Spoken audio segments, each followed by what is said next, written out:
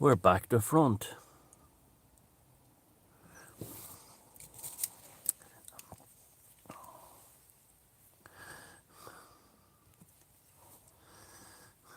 Yeah, that's more like it. I like the way I just suddenly appeared then. Hello, everybody. I hope you're all keeping well. It's a nice sunny Saturday morning here in the northwest of Ireland. I hope life is treating you well and all your dreams are coming true, or at least you have the capacity to work towards your dreams coming true. So the big news this week in terms of the Western civilization destroyers happening is the whole carry on around Tucker Carlson's interview with Vladimir Putin, the boss of Russia. Now, before it came along, there was absolute hysteria in the mainstream media, and even the EU wants to ban Tucker Carlson. They're saying this kind of thing, and we kind of knew that was all going to happen and coming, and that was on the cards anyway. But what has happened is interesting that in the aftermath, you do have the plenty of fuckwits making videos calling him Fucker Carlson a traitor who should be shot and stuff like that in the left wing liberal media. But there's been an interesting silence, hasn't there, among the WDCs. It was almost like someone who had been given kind of like cold comfort. I think Putin played a blinder, but he didn't really. He's just himself. Rudolf Steiner once said that the Slavic world has yet to make its impact. What people saw when Vladimir Putin was being interviewed by Tucker Carlson, and particularly that first 30 or 40 minutes where we got a lecture on the history of Russia, is how politicians and our statesmen should be, and in fact how they used to be. I was reading a book that a friend of mine has on Sean McBride, who was like one of the guys who founded the Irish Republic. He was an IRA guy, and I mean he was an extreme intellectual, and he went on to become a foreign diplomat and everything. And these are people who could talk on everything from science to art to poetry to paintings. They were all polymaths, and Putin still is that. He still is what we're supposed to have as statesmen. You compare that to all the Western countries and the dingbats. They're all idiot grandsons of the aristocrats, the immigrant aristocrat. You cannot be someone like Rishi Sunak in England and claim to be some kind of immigrant success. You're obviously from the money. And Varadkar here in Ireland too, and all the others. They love to play the whole thing that they're immigrant success, but they're not. They come from the money, and they don't. These people are dingbats. They're the left has always produced dingbats, and the progressives and the liberals have all. You see, I compared the Western leaders. The Macron, the Trudeaus, the Bidens, the Sunaks, the Varadkars. Just the list just goes on, just into ardents. They're not capable of intellectual debate or discourse. They don't know nothing. They know buzz. They're not politicians, or they're not statespeople. They're the equivalent of the VJs they used to have on MTV. They were all idiots.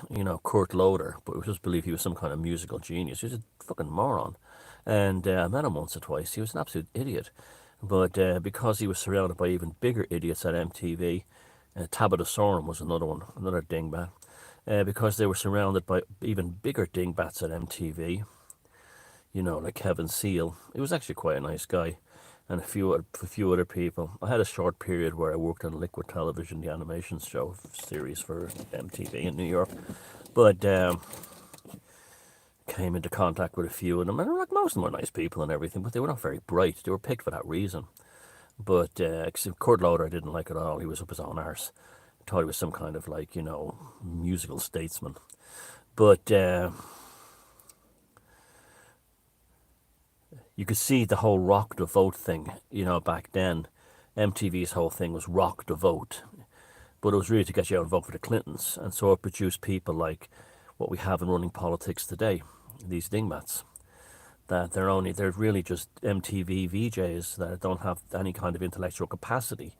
Could you, like, they don't even have a love for their country, you could see the love that Putin had for his country, and it reminded you that's what nationalism is. Nationalism is not jingoism.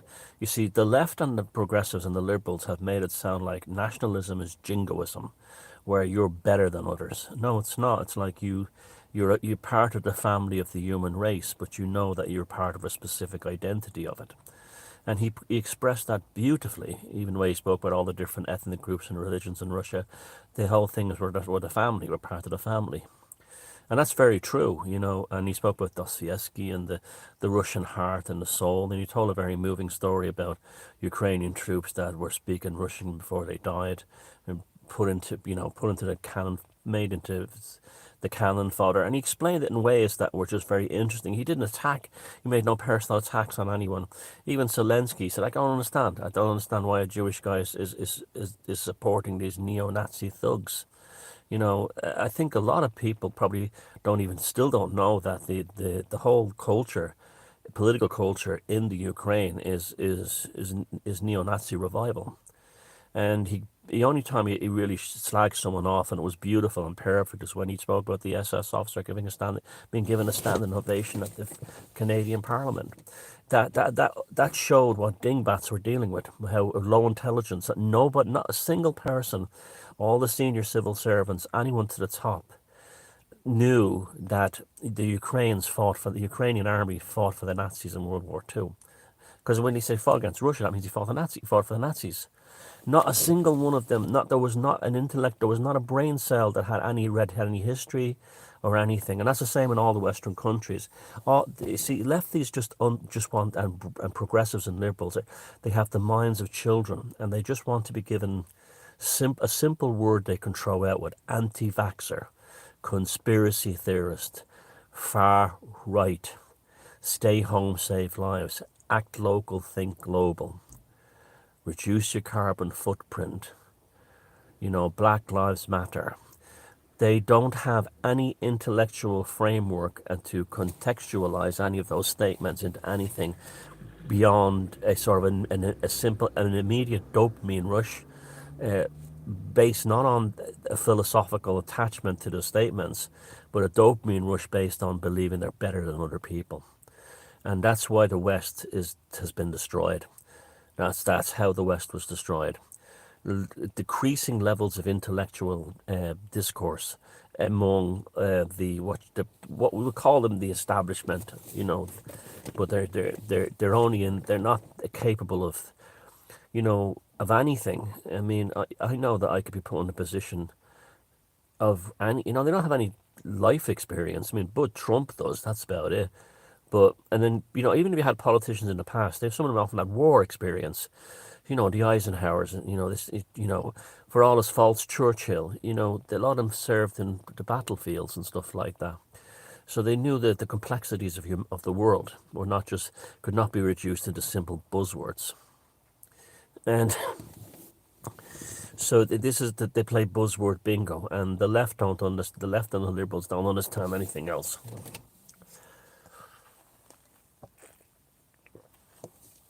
So that you have this situation where an infantile encapsulation of everything has brought us to where we are. And that's what the silence was in the wake of the Putin-Tucker Carlson interview. It was like those who are sentient, and it's not many these days, were like, oh my God, this is how bad the West is now. Could you imagine Leo Varadkar sitting down and talking about Yeats? And saying about, how, poems, such as, Underbend Bulbin speak to the soul of the ancient Irish people. He doesn't even know he's Irish. Could you imagine Sunak reading Tolkien or something like that? Could you imagine, Sunak in front of a Constable painting, or, Samuel Palmer Book of Watercolour, saying, look, this is the farming cultures of Kent in the late 1700s are a reflection of English society as it grew up, and then going to paintings of, say, Lowry in Manchester and Salford, and talking about the Industrial Revolution and encapsulating it all up in something like, Osborne's Don't Look Back in Anger. And they couldn't do it. He wouldn't even know about these things. But he can talk about, like, the latest, Taylor Swift's hit record. Varadkar can go to 10 Downing Street and say he feels like he's on the set of Love, the movie Love, actually. It's really frightening how you see, this is why we're winning. This is why we'll win easily. This is why in Ireland here, the left, the extreme left, the Bolsheviks, like People Before Profit, and those other Bolshevik parties. This week we had a parliamentary representative, an elected TD here, Paul Murphy, from an extreme Bolshevik fanatic, used parliamentary privilege, meaning that he could say this in Parliament in the Irish Oireachtas without having to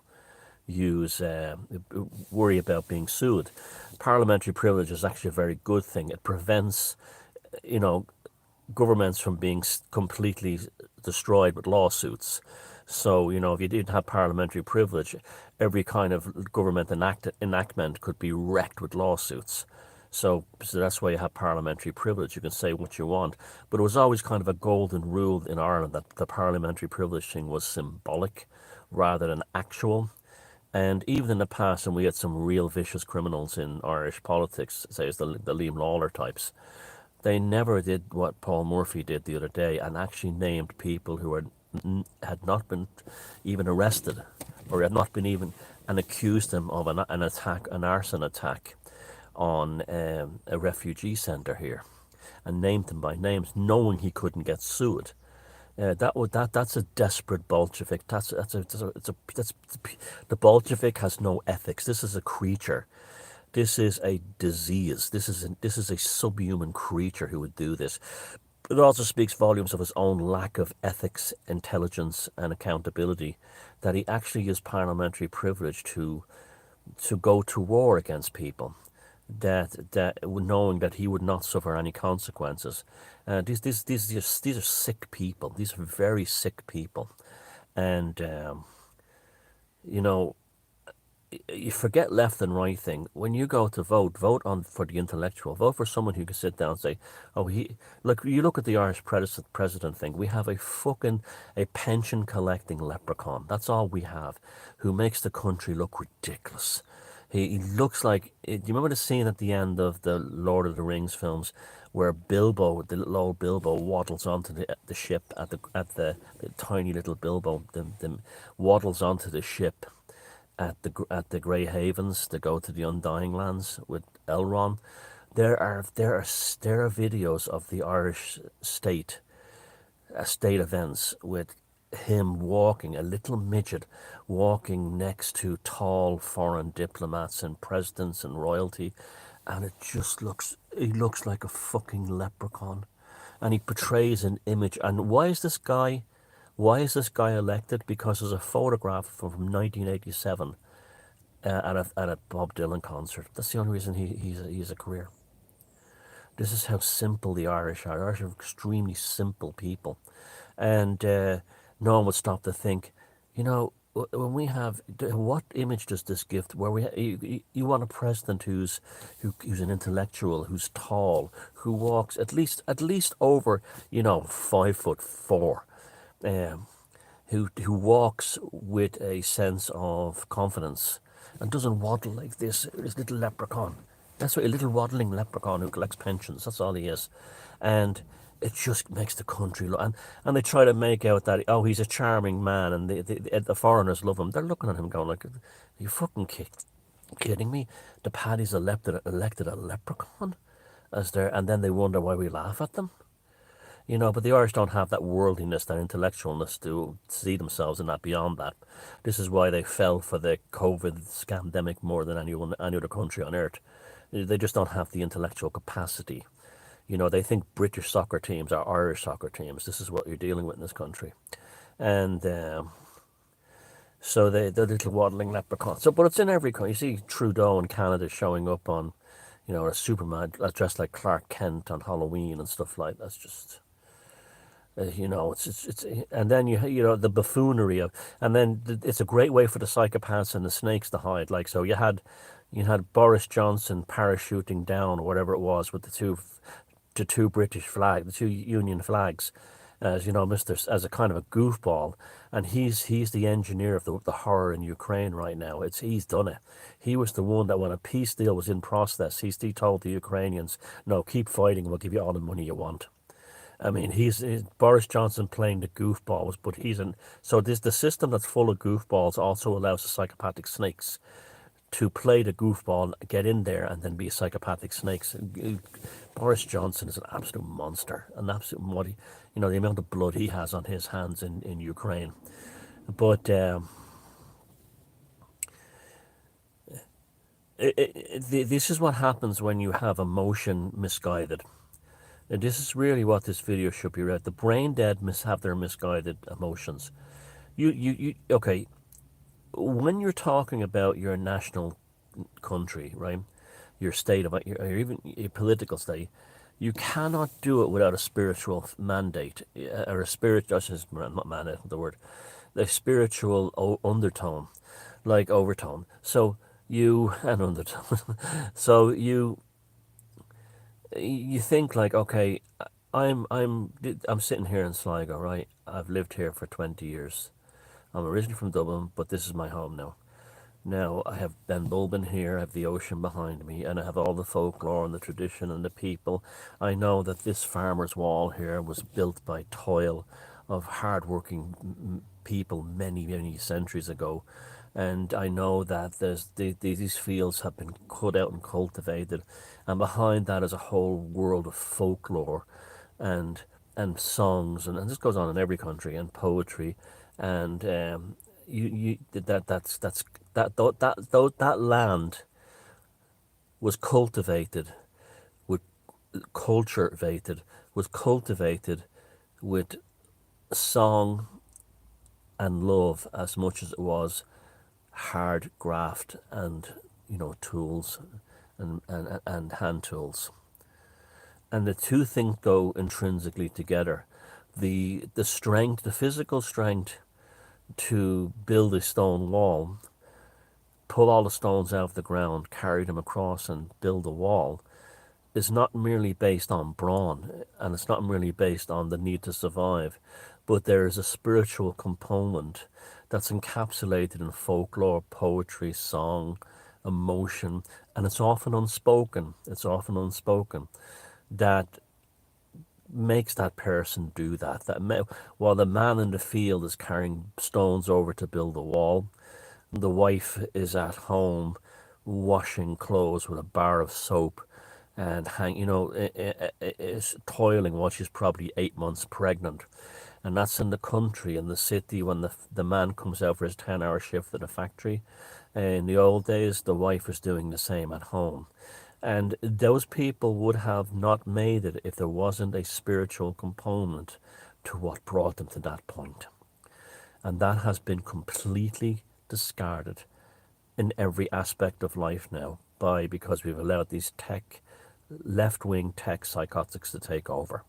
And they've now put their people, they put their own simulacrum into politics and things like that, where they have no feelings, there's no depth of character. So when you see Putin being interviewed the other night, you saw depth of character, you saw soul. I mean, I think many people were shocked that was a politician that has a soul, and you were like, what? Where? What? Because all we have now are smiling, you know, buzzword bingo simpletons. A lot of them are sexual degenerates, and so on. You know, and this is the world is splitting into two. And Tucker Carlson said something that didn't even cross, well, it did kind of, but he phrased it in a way that made it easy to understand that the world is dividing into two halves. The energy rich, the Russians, the Chinese, the ones that don't have Greta Thunberg cults and climate change. And remember, you see my film on the Green Party and a very sinister agenda. They were born out of paedophilia. And paedophilia and extreme left-wing hatred of Europeans and European identity. And, you know, you just what you saw in Putin is something you don't see here. Because you say, well, he's a warmonger. How could he have a soul? But he does. Many men on the battlefield in the front line may be killing other men, but they have a soul. The Vikings had a soul. The Anglo-Saxons, the Celts, the Slavics, the Zulus, the Native Americans, and every war, they had a soul too, but they had a job to do. Like in the Bhagavad Gita, fight, Arjuna, fight. Doesn't mean just because this is all this hippie stuff of like peace, love, and everything. Had it made an assumption that anyone who does that has no soul. No, the one who's likely going peace, man. They're usually the ones that don't have souls, or love the earth, man. They're those types. They don't have a soul, and it's obvious they don't.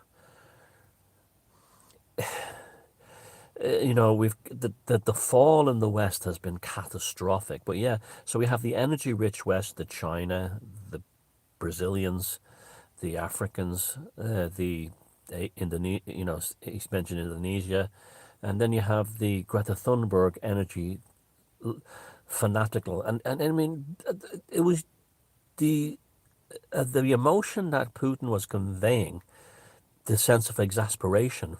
It's like, why is the West destroying itself?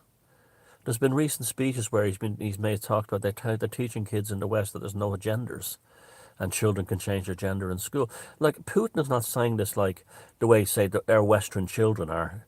He's not going to like, nah, they're all fit. He's going, why? Why are you doing this?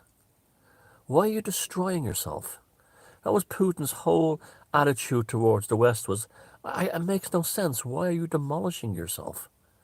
And it's demolishing itself because we know there's a dark spiritual component has taken over Western society and has done this. And here we are. We have a left-wing scumbag, lunatic, in the Irish Parliament using parliamentary privilege to name innocent men. And that's straight out of the Bolsheviks in the first Soviet Congress in 1920. This guy would have purges if he could get away with it. This is what the Bolshevik the socialist, the liberal, the lefty is always on a trajectory towards mass graves and lime pits. Always remember that, and that's always the objective. And I'm not saying the right is perfect. I'm an anarchist. I'm in the middle, or be a libertarian if you don't want to be an anarchist. But that's why I made this piece of artwork recently as a joke. But it wasn't a joke. It was a picture of what's her name, Bambi Thug, in one part of the yin yang thing, and Enoch Work on the other, and I called it Irish Tantra. That's it. That's it. That's what we need to do. Balance those two things out to find a comfortable society. Not go to either extreme. So for this, the history of the state, for the first 50 years, they put us into the extreme of the Catholic Church and all that stuff. And now we're in the extreme of ultra-liberalism, wokeism. We've never been allowed the chance to actually forge the middle path and find our natural identity, and we're not allowed it. It's happening now amongst the alternative Irish scene. You can see that. And that's why I'm pushing. That's why I'm a pagan. This is why I think paganism, or a pagan mindset, is the best way towards it, because it switches you off from all the poison and pollution that's coming from externalized, from the exterior, and puts you in contact with the immediate here and now. The environment around you, the culture and social situation around you, it puts you right in there immediately. So, the West is dead. I mean, it's over. It's finished. It's gone. I totally agree with Brett Weinstein that it's dead. And it's been killed by your politicians. And remember, your civil servant is the enemy, the biggest enemy of all. And because they don't stand for election, they're the eternal cancer within. And their only insurance policy now is to flooding us with military age men who'll be given uniforms. And all you people in the police and army right now who are helping them and getting your photographs taken beside these new Irish or whatever, remember, they'll be coming for you too with the AK-47 one day, when the politicians, the establishment, the psychopaths in charge give them give them a uniform and a machine gun. It's obvious that's what their insurance policy is. They know they're not going to get away with what they want to get away with. They know they failed with the whole COVID scamdemic thing, and they know that you can see how insane they are from some of the speeches at Davos, and you think those people wouldn't flood your country with fighting age individuals, and then you have like the schism between the older hippie types that haven't woke, like here in Ireland, Christy Moore. Like I always think of that. What the enemy of the Irish people, I always think of as people who sing songs like that.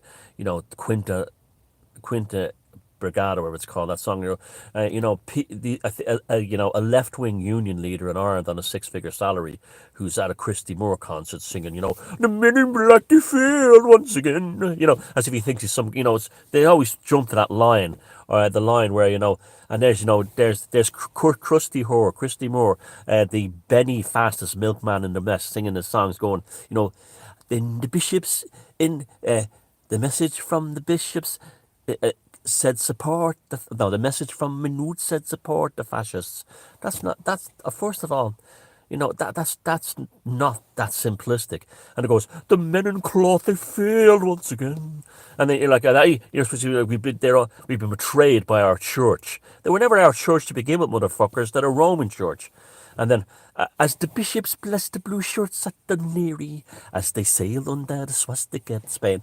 That's a typical lefty retard. I know he didn't write that song. He can only write, and they drove Lisdoon Varna, and they drove the fastest milk cars in the West. That's all he can write.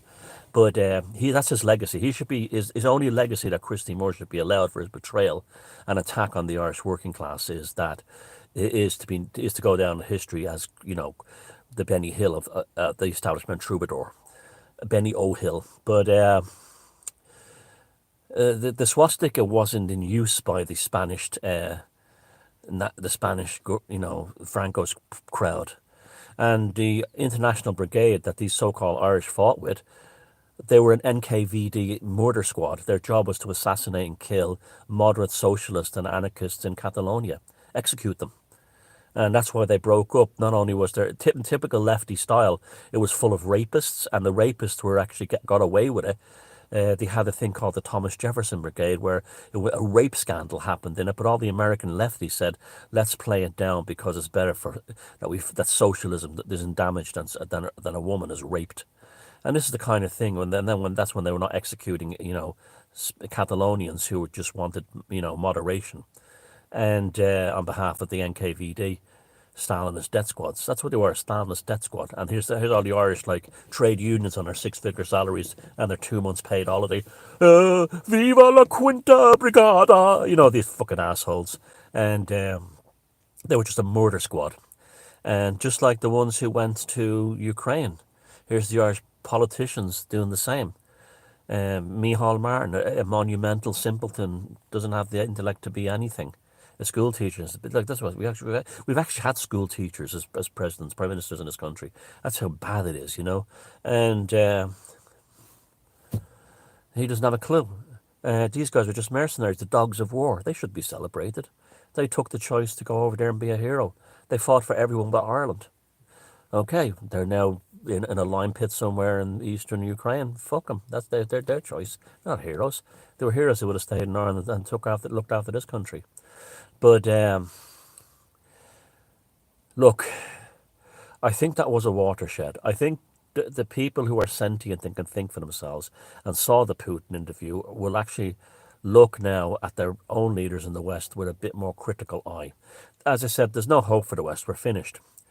But what there is hope for are people who are awake inside the West. So we have to be like the Vikings and build our own longships and sail out into our own tribes to keep the old cultures alive. And we will. We'll be successful, don't worry. And, it's not going to happen in your lifetime. Ireland still has a chance. Ireland is one of the few countries that still has a chance because, England and France, they sacrificed themselves to Islam, and they're gone. They're finished now. Unfortunately, both England and France are now caliphates in all but name. There's still a chance for Ireland to avoid that And the only way we can do it is to stop all Islamic immigration into this country, and the Muslims that are here now saying you're perfectly welcome to be part of Ireland, but don't you dare put your fucking religion above being a citizen of this country. And that's how Russia did it. They said to the Russians said to them, "You're very welcome to be a Muslim. Don't you dare." And when they did try it, with Breslin and things like that. And that Breslin thing, that there's still a huge mystery there regarding what has a Finsbury Park mosque in London got to do with that attack. And it has a hallmark of Tony Blair all over it.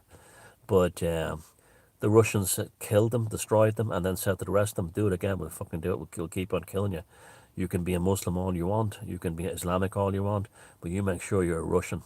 And the Irish can do the same. That's all it takes. I mean, the Muslim needs to be told to behave, and Ireland can do that by being the first country to say, and it will happen. This is, to say to the Muslim, you're welcome to stay as long as you behave yourself. This is and then no more immigration from Islamic countries. That's the end of it. Stop it. And I see. This is the thing. I don't have I don't have Islamophobia. I'm absolutely terrified of Islam. A phobia is an irrational fear. Anyone who's anyway not Muslim should be terrified of Islam. All you have to do is read the Quran to see what a horrific, they see themselves as the end of the world. Christopher Hitchens all over internet tells you about Islam. Now, if they want to be that, that's okay. But if they try to force it upon us, and Islam can be, tamed. It can't be reformed, but it can be tamed. So those people call me like I hate Muslims. I don't hate Muslim people. I'm absolutely not anti-foreigner. I'm not going to be told. I'm not going to have any religion, and includes Christianity, impose itself upon me. And Islam is unfortunately the big problem right now, in the same way Christianity used to be at one time. Islam is the problem now, and we've got to deal with it. And the only way we can deal with that is by tempering it. And it's not going to be, you're not going to have, there's never going to be a reformation in Islam. This is what the lefties are hoping for. That one day that there'll be a kind of a Martin Luther and then a kind of a Presbyterian version of, or Protestant version of it. It's not going to happen, folks. Islam is the actual word of God that can't be altered in their religion. So, again, I don't have a problem with individual Muslim people. I've met many of their lovely folks. But Islam is in a very dark place right now. All you have to do is look at Islamic countries in the 60s, Iran, Afghanistan, compared to how they are now. You didn't see any women wearing burqas. They dressed in. You see what's happening in Turkey, where you're having to move away from women who have a fair amount of freedom, and they're putting them under the burqas again. And you did that should be instantaneously banned. Not only, it should be banned to protect women's rights. I'm amazed that the lefties don't, because the lefties don't care. They're all talk. If the lefties cared about women's rights, they would be the first to ask for the demand that the complete burqa thing would be completely banned. But they don't, because they don't. Not only is it does it destroy women, but it also turn them into livestock. But it also is a way for criminals to hide and terrorists to hide as well. So you have that problem too. That should be absolutely banned, completely banned. And go look at photographs of Tehran or Kabul, Damascus, Cairo in the 60s, and see girls walking around in bright skirts and high heels with makeup and sexy haircuts. And they're beautiful women, the Persian women, wow. And they're all looking like supermodels in the streets of Tehran in the 1960s. And then now they're all half and walking around completely covered in black. And, no one seems to speak for them. And that's how much the left and the liberal are actually left and liberals. You're going to see a lot of them. You're going to see a lot of the Bolsheviks in the West, the people who were in people before profit. I think it's going to see a lot of them converting to hardcore Islam. I think that's coming. You know what's going to convert to Islam? A lot of truthers. A lot of truthers who go through the flat earth Tartaria bullshit. The ones, and they're all mad at scripture now. You'll see a lot of the flat earthers in the truther movement and the hardcore truthers. You're going to see a lot of them become Muslims in the next 10 years. Just watch. Just watch. They'll start using Hebrew names for themselves, all biblical names. And then you'll start seeing the Abduls and the Muhammads and these kinds of things, because when you get into psychic deterioration, it's very true that when a Westerner goes into a state of psychic deterioration, they start to identify as Muslims. I've seen that myself. uh, Islam seems, it kind of proves that Islam is not compatible in the West, because it appeals to mentally ill people, particularly mentally ill males. As they're becoming more socially isolated, as they're becoming, more pathological in their own behavior, they start doing things like, quoting the Quran and stuff like that.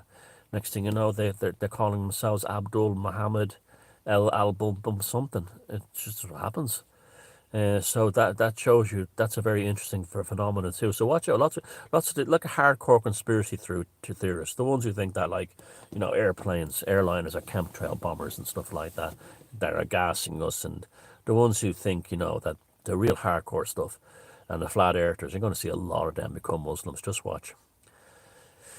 In the next 10 years, not now, but it'll be a while. But I can see it coming. They've already moved into kind of bizarre ancient Semitic Hebrew names. A lot of them are now using, and the next stage beyond that is, Arabic names. That's the problem with Islam too, is that it's intrinsically Arabic. It's really an Arabic thing these days, and it's been taken over by the Arabic mindset. You wonder how Islam would be if, say, it was taken over by the Persian mindset. It might be a very different beast. But hey, this is where we are now. But again, I believe that Muslims should be allowed to practice their religion in the West and find their path as they choose. Just like the Christians, just behave yourselves, okay? Just behave yourselves. That's all. That's all required from them. But there's no, I often wonder, like, looking at our Western politicians, how they do not understand the danger they're actually in personally, and they don't, because they don't have that intellectual capacity. Do you think someone like Leo Varadkar would think to himself, there could be fellas out there who probably could be very dangerous to me? No, no, he's thinking about Love Actually and the episodes of Friends. You know, while while Irish leaders in the past picked up a copy of Oscar Wilde, or Yeats, or Patrick Kavanagh, or Brendan Meehan, and read it and thought about it and said, yeah, Ferguson the Druid. And I'm thinking to myself, in this policy next week. No, they don't. They watch the box out of Sex and the City and say, oh, next week we have the policy on transgender children. We observe, we look. Oh, by the way, don't forget, myself and Neil MacDonald have a new book out. You saw the video here yesterday. We look, we observe, we carry on. The tribes will advance. Love yous all. Take care.